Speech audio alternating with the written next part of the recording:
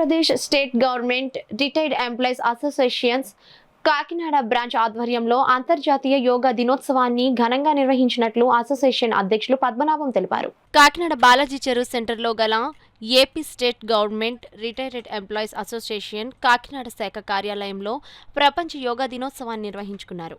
యోగా గురువులు షర్మిల, యమునలు సంఘం సభ్యులతో యోగాసనాల సాధన చేయించారు. ఈ కార్యక్రమంలో సుమారు 150 మంది పాల్గొని యోగాసనాలు వేశారు. ఈ సందర్భంగా సంఘం అధ్యక్షులు పద్మనాభం మాట్లాడుతూ 2014 జూన్ 21వ తేదీని ప్రపంచ యోగా దినోత్సవంగా ఐక్యరాజ్య సమితి ఆమోదించినట్టు నాటి నుండి ప్రతి ఏటా యోగా దినోత్సవాన్ని నిర్వహిస్తున్నట్లు చెప్పారు. ఈ కార్యక్రమంలో సంఘం కార్యదర్శి నూకరాజు, కోశాధికారి Seshagiri, association president Venkatrao, CH Sarojini, Raghu, సంస్థ కార్యదర్శి ఇబ్రహీం, సాజిద్, మాణిక్యం, ప్రసాద్, సంస్థ సభ్యులు పాల్గొన్నారు. వీరికి అంతా యోగా ఒక గంట నేర్పడం జరిగింది.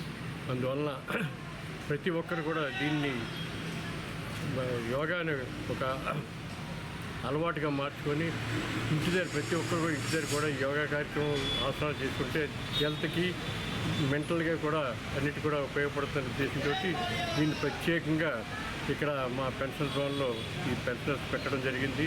అదేవిధంగా రాష్ట్ర ఆదేశాల మేరకు కూడా ఈ కార్యక్రమం మొట్టమొదటిసారిగా ఈ పెన్షన్ భవన్లో చేయడం మాకు చాలా ఆనందదాయకంగా ఉందని సభాముఖంగా తెలియపరుచుకుంటూ మరి మా రాష్ట్ర అధ్యక్షుడు సాక్షి కూడా కొన్ని విషయాలు చెప్పాల్సి కోరుతున్నాను. షర్మిల గారు, యమున గారి యొక్క టీం వారు ఇవన్నీ నేర్పుతూ వాళ్ళకి ఆసనాలు అవన్నీ వేసేటువంటి కార్యక్రమం చేస్తున్నారు. వారిని అభినందిస్తూ మరి ఈ రోజుని ఇంతమంది జనం ఇక్కడికి వచ్చి యోగా చేయడం అనేది మా సంఘానికి ఉన్నటువంటి ఒక ప్రత్యేకత అని చెప్పేసి కూడా కాకినాడ సంఘానికి ఉండే ఒక ప్రత్యేకతని నేను చెప్పడం కూడా జరుగుతుంది.